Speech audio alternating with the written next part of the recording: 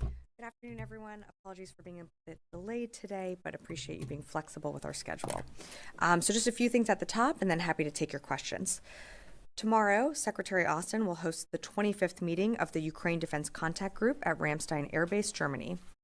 The UDCG, first convened by Secretary Austin in April 2022, has been instrumental in coordinating international support to assist Ukraine in defending its sovereignty against Russia's unprovoked aggression. To date, the United States and our allies and partners have collectively committed more than $126 billion in security assistance to Ukraine since Russia's full-scale invasion in February 2022. And through the work of its capability coalitions, the UDCG has also been critical in bolstering Ukraine's defense capability and building a credible deterrence force so that it can defend against future aggression as well. While I won't get ahead of any announcements at this milestone meeting of the contact group, which will be Secretary Austin's last, you can expect the Secretary to continue this important work at Ramstein tomorrow. He will engage defense ministers and senior military officials from around the world to discuss Ukraine's immediate battlefield needs and longer-term defense requirements. And again, as you know, the meetings will focus on key capabilities Ukraine needs, including air defense systems, artillery munitions, and armored vehicles, as well as efforts to enhance the defense industrial base. And following the meeting, Secretary Austin will participate in a press conference. Turning to the Middle East, today, U.S. Central Command forces conducted multiple precision strikes against two Iranian-backed Houthi underground advanced conventional weapons storage facilities within Houthi-controlled areas of Yemen. The Houthis used these facilities to conduct attacks against U.S. Navy ships and merchant vessels in the southern Red Sea and Gulf of Aden. The strikes are part of CENTCOM's efforts to degrade these Iranian-backed Houthi attempts to threaten regional partners and military and commercial vessels in the region. Switching gears, on the transition, the department continues to execute a smooth and professional transition with daily interactions with the President-elect's Agency Review Team, or ART. As of 8 a.m. today, ART members have participated in 106 meetings with DoD officials, and the Transition Task Force has responded to 81 requests for information, or RFIs, from the ART. And last, as you probably just saw, the President, Governor Newsom, and others received a briefing on the devastating wildfires in Southern California, which the department continues to monitor. At the President's direction, the Department of Defense will provide additional firefighting personnel and capabilities. The federal government is working closely with the National Guard, which is deployed under the governor's state of emergency declaration. The California National Guard is adding 2 modular air firefighting system units, and 2 more are being readied by the Nevada National Guard. The Department of Defense has 4 additional MAFs that could be used if needed. Additionally, the department is sending 10 Navy helicopters with water delivery buckets to immediately assist with aerial suppression. And with that, I'd be happy to take your questions. Lita. Hi, Sabrina. Thank you. Just on Ukraine, the latest amount is not clearly the entirety of what is left. How concerned is the administration that you are leaving a pretty substantial amount of money not delivered to Ukraine in terms of weapons, several $1 billion? And do you think that those weapons will eventually get to Ukraine, and is there a danger of a lag? Sure. So on Ukraine, as you mentioned, there will be a few $1 billion in authority left for the incoming administration to decide what they decide to do with that remaining authority. And what I would say is, on the question of are we concerned, Ukraine has bipartisan support within Congress, and it is because of our efforts that Ukraine continues to be successful on the battlefield. And you know this, back in February 2022, when Russia invaded Ukraine, many pundits thought that Ukraine would fall, immediately. And it is because of this administration's way forward and the commitment of the Ukrainians and their courage and fighting on the battlefield that they continue to survive. But they do that with the support of the United States and other allied countries and coalitions through the Ukraine Defense Contact Group. And I think it's pretty clear that the Ukraine Defense Contact Group is it's more than just a common understanding, it's a common cause. And so it's really up to the incoming administration to decide what they decide to do with the remaining authority that's left. But of course, we hope that, in some way, the Ukraine Defense Contact Group continues on. But certainly support for Ukraine remains strong within Congress. And I'm sorry, you had a second question on Ukraine. Oh, no, I was at a follow. I have a follow-up. Okay. Just on the assistance to California. Yep. For additional, you said, I'm sorry, 10 Navy helicopters. That's active duty, correct? It would be through the California National Guard the department is feeding into the California National Guard's request. So right now it is all through through state authorities. So these 10 Navy helicopters are what then? Isn't that those aren't active duty? So we are standing by to send 10 Navy helicopters with water delivery buckets. I don't have the authorities on which they will be provided under, so I am happy to get back to you on that. I'm not asking for authority. I'm asking, is that active duty Navy that's going to be flying those planes? That would be my understanding. That's my understanding, yeah. Do you know how many personnel that involves don't. or anything? Do you have any other details? And is that the only active duty military You know what, actually, involved? I'm sorry, can I take the question on if that's active duty? I just don't want to misspeak, and I want to make sure that I get you the right information. Any clarity on active duty troops involved in this would be helpful. Yep, let me get back to you on the active duty component But piece. these are federal assets. These would be federal assets, correct, yes. Okay. And then Jen, yep. Okay, can I follow up? So it seems like a slightly anemic amount of federal assets being provided to the largest fire in California history with the commander-in-chief out there. Why not flood the zone, if you will, with more assets? Well, Jen, it's a matter of also, can those assets get in the air? And right now, I mean, Cal Fire has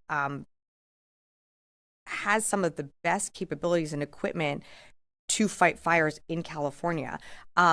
We can surge assets, and the president has directed this department to bolster whatever California needs. But we have to work with California. And right now, we can't even get assets up in the air because the fires are so bad and because the winds are so bad. So until we can do that, I mean, you're seeing the footage on the ground. I know you're covering it as well. Until we can get more assets in the air, there's only so much we can provide. So we're going to be standing by to support in every single way that we can. And of course, you saw the president has directed the Department of Defense to feed into what California needs, but there's safety protocols that have to be followed. And until we can get additional air support in the air, we're standing by ready to support California with what it needs. And to follow up, does the Pentagon have military plans to invade Greenland if ordered to do so? Yeah, I thought I'd get a question on this. Appreciate it.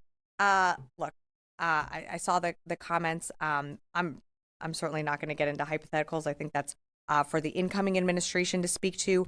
We're concerned with the real national security concerns that confront this building every single day, which is why you're seeing the secretary convene the UDCG tomorrow in Ramstein for the 25th time. We're going to continue to keep our eye on the ball and focus when it comes to Ukraine, when it comes to what we're doing in the Middle East to support Israel, and also continuing to push for a ceasefire in Gaza. And then, while we only have limited amount of days left in this administration, we're certainly keeping an eye on our pacing challenge in the Indo-Pacific. You are a planning organization.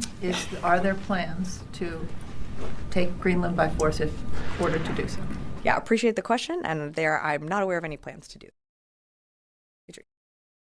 Yesterday, DOJ filed a motion to stop the plea deals for 4 of the detainees in Guantanamo Bay. Obviously, you can't talk about it because it's ongoing litigation, but what is the administration's policy on Guantanamo Bay? Do you want to close Guantanamo Bay, or what is your actual policy on Gitmo? I mean, I think the president has been pretty clear that, and what you've seen over the past few months is more detainees, leaving Guantanamo Bay. But again, when it comes to this specific appeal, there's a process and that we are going through with the appeals process, and because of that, these individuals are going to stay there for the foreseeable future. But look, I think every administration has made a concerted effort to try and get detainees out of Guantanamo Bay and slowly close that facility. These things take time, and as early as this week, you saw us, make an announcement about other detainees being transferred to other countries. So when it comes to the appeal, I'm just going to have to leave it at that. But how can you say how is it in line with the policy to close Gitmo if you're filing a motion to not let 4 of them out? Well, right now they don't have somewhere to go, so we have to go through the process of, they're still under, this is an appeal that, as you remember over the summer, that when the secretary weighed in on this process, that until it's resolved in the courts, we have to let that play out. So at this time, we have to go through the judicial proceedings, and I don't have anything more to add right now. Separate topic on Yemen. What is the administration's policy with the strikes? It was initially to degrade the capability to strike shipping lanes. Is that still the policy? Or if you can just define what the policy is when it comes to Houthis. So many specific policy questions today.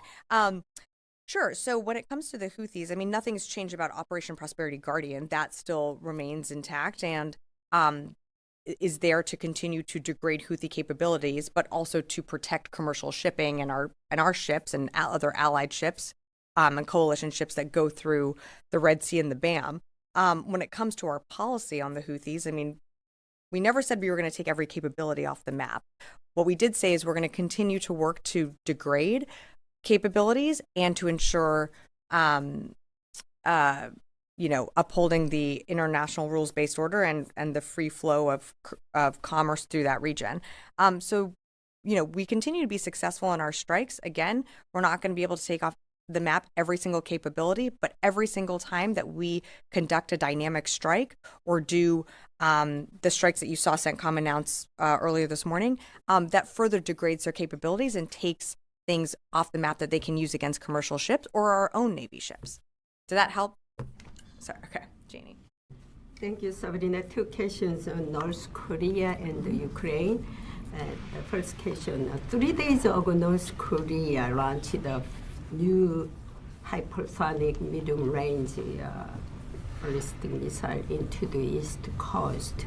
And Kim Jong-un stated that it could effectively penetrate any defense barrier and inflict a serious military blow on the enemy, and specified Guam, a U.S. territory, as the target in case of contingency. What is the Pentagon's reaction on that? So we're aware of North Korea's launch of a ballistic missile, and as always, we conduct closely with our allies in the region. We condemn these actions and, would continue to urge the DPRK from further unlawful and destabilizing acts. We've seen this type of behavior before, and while we don't assess that it presents a threat to U.S. forces, we're going to continue to monitor the situation. Is a violation of UN Security Council also? Yeah, Janie, I think you've heard us say that previously many times before. Again, it's something that we've seen the DPRK conduct in the past. We take this seriously, and we're going to continue to consult with our allies in the region. Ukrainian President Zelensky said the U.S. could negotiate an end to the war with Russia only if security guarantees were made for Ukraine. How would you respond to this? Janie, I'm going to let President Zelensky's words speak for themselves. He is ultimately the one that is going to have to decide, how this war comes to a conclusion. That's not for us to dictate, and that's not for us to dictate those terms. What we are doing as the United States and as the Department of Defense is what the Secretary has done since April 2022, which is convene the UDCG and bring together partners and different coalitions to help Ukraine with what it needs, both in the short term and the long term in its battlefield requirements. So that's what you're going to see convene tomorrow. I'll leave it at that. Mike. Are these Navy assets, the helicopters, are Yeah. they coming from San Diego or the other, Navy, the big Navy bases, or other big Navy bases in California? I don't have more information on where they're coming from just yet. Constantine? Thanks.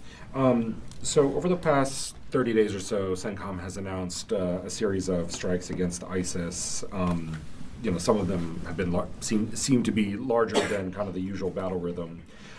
Is that an indication that the organization that ISIS is either reconstituting itself or is posing a greater threat than usual to the U.S.? No, I think from when you saw the fall of Assad, you saw, Russian assets further consolidate, which allowed U.S. Central Command to take actions in the Badia Desert and elsewhere, where we hadn't previously, done significant amount of strikes. I wouldn't read into the fact that ISIS is reconstituting in any way. That's exactly why we are in Syria and Iraq, to prevent that from happening, to prevent them from becoming, the strength that we saw a decade ago. And that's why the mission there is so important. But, these strikes, when they are conducted, it is at the time and place of the commander's choosing, but also because it is that opportune moment, and that we will inflict the most damage because of that timing. So I wouldn't read so much into the cadence as much as it's more about the right time, right place for these strikes to be done.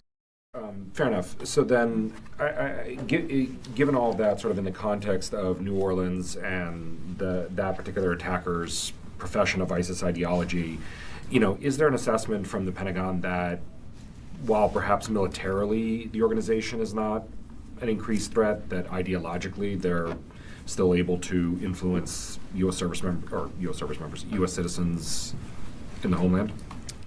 I certainly think there is, we're certainly aware that groups like ISIS and other terrorist groups use social media or social media platforms to reach anyone.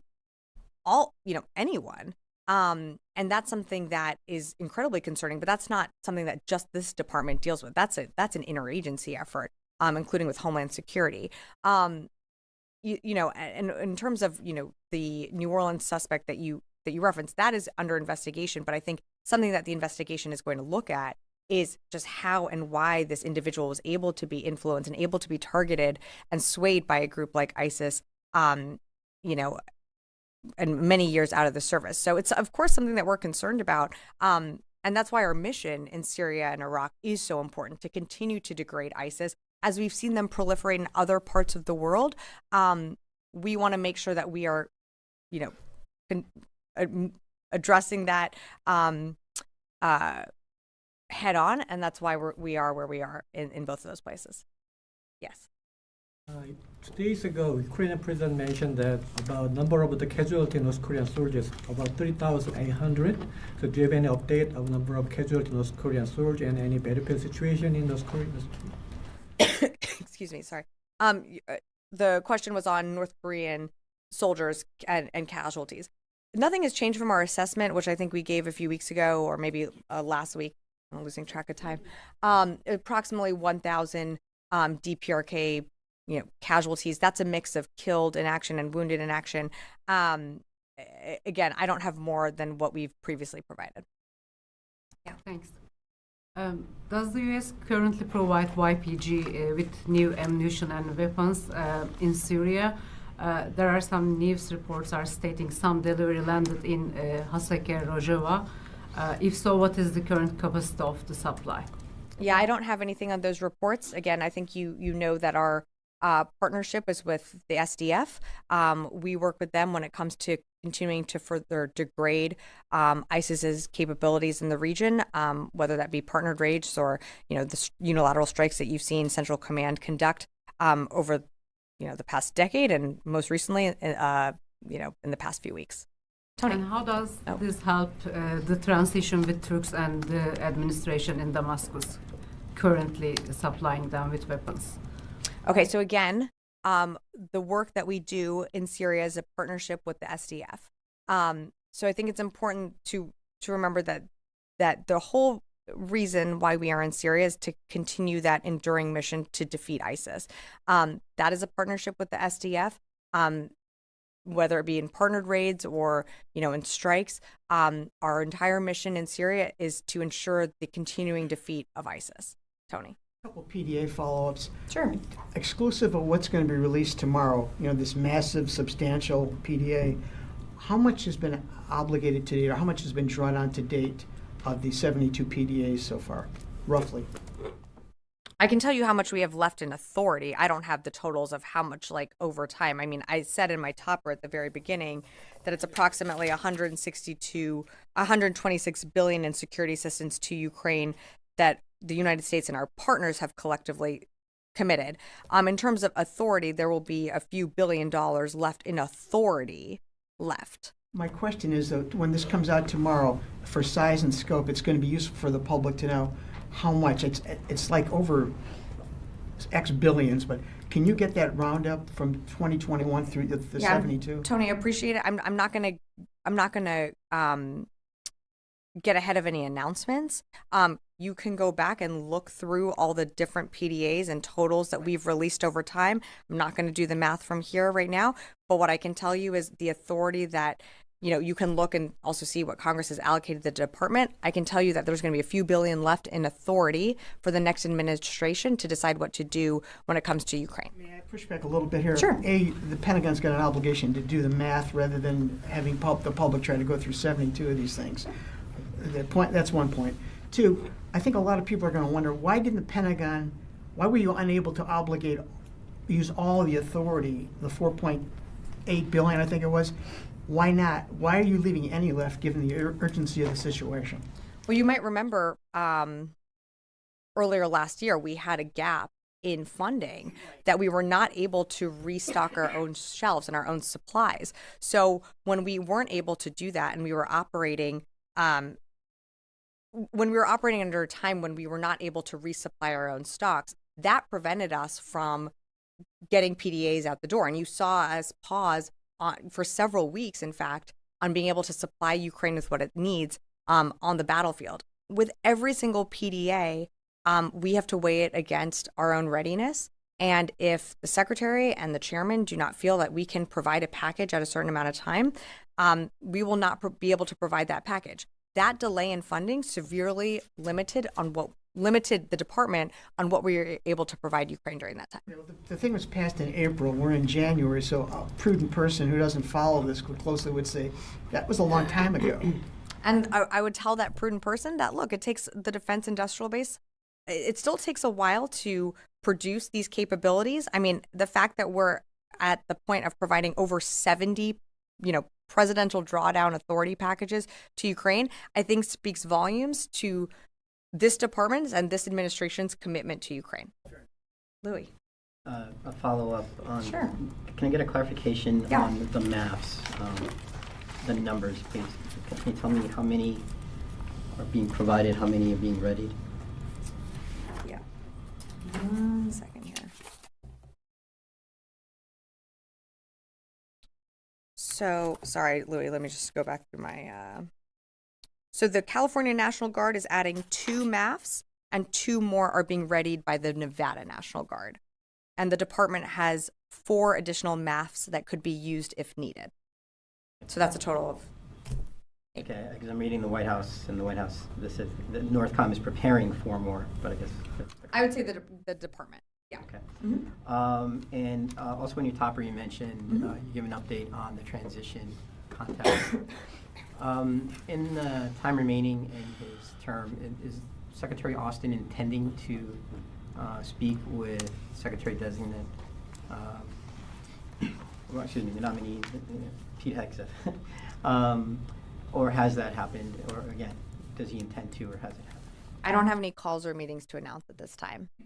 So does that mean there are plans to, should he be confirmed? I mean, what exactly does your statement mean? Right now, I don't have anything to announce. If I have something to announce about a meeting or a call, I'll certainly keep you updated. Okay, I'm gonna go to the phones and then come back in the room. Chris Gordon, Air and Space.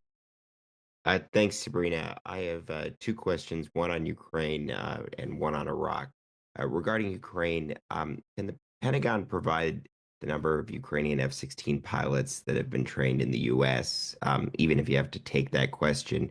And can you provide us with a general idea of the U.S. support for the F-16 pilot training program under this administration's tenure? And then my second question on the actions against ISIS, can the Pentagon explain a little bit more about what exactly happened in the Iraqi mountains? Were the fighters that conducted airstrikes all U.S. aircraft? Did the F-15s and X-16s conduct pre-planned airstrikes as part of this operation? Just trying to understand that a little bit more. Thank you. Thanks, Chris, for on your question on the ISIS strikes. I think you're referring to that from a few weeks ago. I think Central Command put out all that we're going to on those strikes, but for more information, I'd refer you to them to speak to that operation. On the F-16 program, I think you're pretty well versed on it. You know, we've trained. We are a co-lead on the Air Capability Coalition. We have trained a handful of Ukrainian pilots. You know, that training took place here in the United States, but of course, other countries did host Ukrainian pilots and continue to train them. I'm not going to get into specific numbers right now, but you know, I think you're certainly well versed in all the training that goes into the F-16, and you know, the Air Capability Coalition is still working to train more additional pilots when ready. Heather, USNI.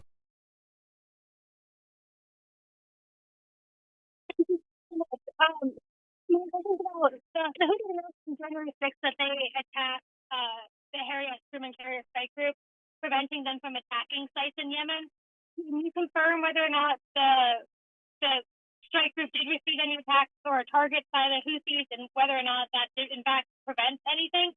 And then in terms of Central Command's policies on announcing when ships have been attacked, is there a specific policy for when they will alert the United States public about any attacks on our ships? Heather, apologies. You came in a little muffled, so I think I got a little bit of your question. So I think you asked about an attack on the Harry S. Truman, or maybe that if the Harry S. Truman was hit, the ship was not hit. You know, our destroyers and the Carrier Strike Group, whenever there is something launched from, you know, the Houthi-controlled areas in Yemen, they will shoot that down in defense of our ships or other commercial vessels transiting the Red Sea or the BAM. But I'm not aware of any attacks on U.S. personnel or ships recently.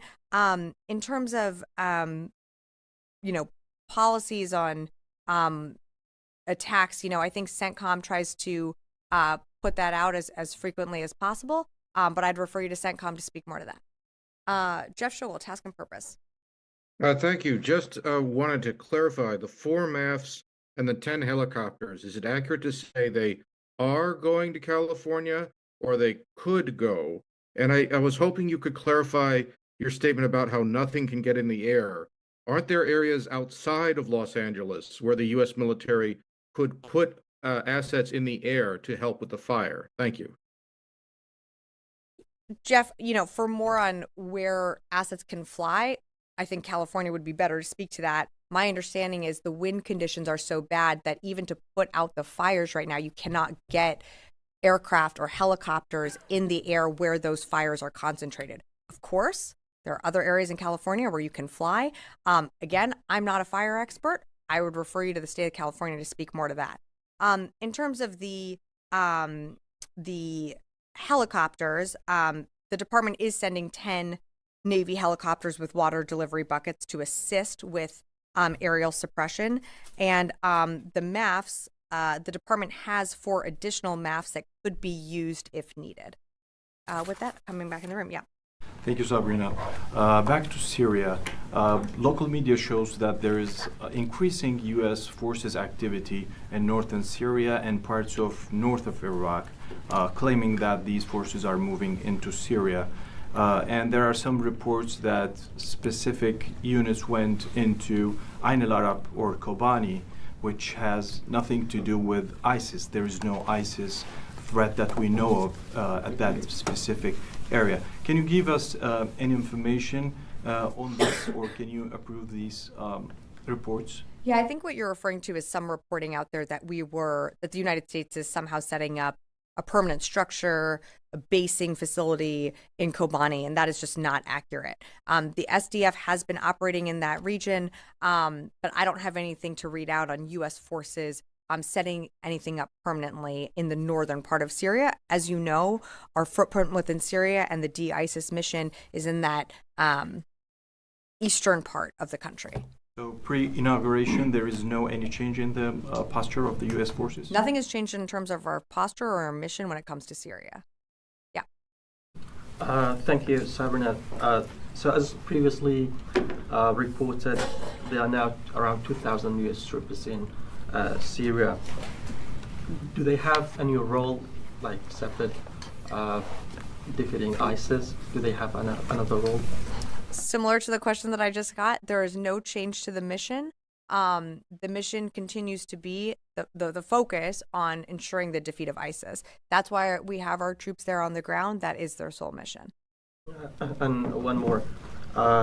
Turkish drones today bombed a mass gathering of civilians in near Adam in Kobani. They were protesting against the threats posed by the Turkish-backed forces. Is this department engaging with Turkish counterparts on this? I don't have anything for you on that. I haven't seen those reports. Yeah. Last question. Back to Charlie. Sorry. I'm so sorry. Charlie just got very upset that I was going to say last question, but he's sitting in the back. So please. Thank you. Back to the combating the wildfires. There's a significant number of Americans, most of them younger Americans, who think that DoD's sole mission in life is to drop bombs, fire missiles, and shoot at the enemy at faraway lands overseas. But in reality, the humanitarian aid disaster relief mission is a significant part of DoD's mission. Could you please speak to that, the level of commitment DoD has to helping out people overseas or abroad or domestically when called upon, and why is it important for Americans to understand that level of commitment? I mean, you certainly just outlined it. Do you want to come up here? Look, I think there is, of course, the perception about the department, about some of when you see the imagery of some of the systems and capabilities that we have in our stocks, that immediately invokes some type of idea. But you're correct. The department does provide humanitarian support, not just for folks here at home, but all around the world. Middle of last year, the department was involved in a humanitarian mission to get aid into Gaza, to get life-saving food and medical supplies into Gaza. We've been involved in missions when it comes to Haiti and in areas of the world where there have been horrific natural disasters such as flooding or hurricanes or earthquakes. And so, while of course the mission of the department will always be to defend our national security interests, of course there's a humanitarian aspect to that.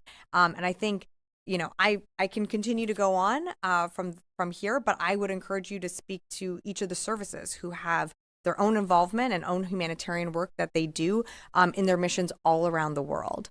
And I think certainly, of course, as we think about what our folks are doing on the ground, whether it be, how we helped assist residents in North Carolina, to residents in Southern California.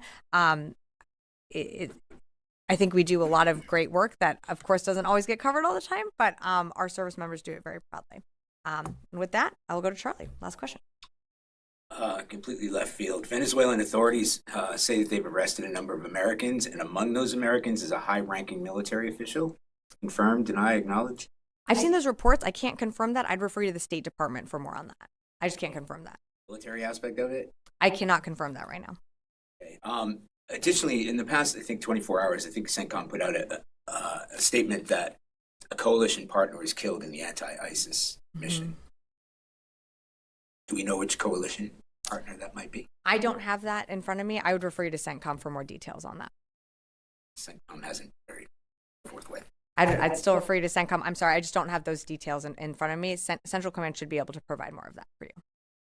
Okay? Anything else? And you ruled out that it was an American? It was a coalition partner forces, so yes, I can rule out that it was not an American that was killed. All right, thanks everyone.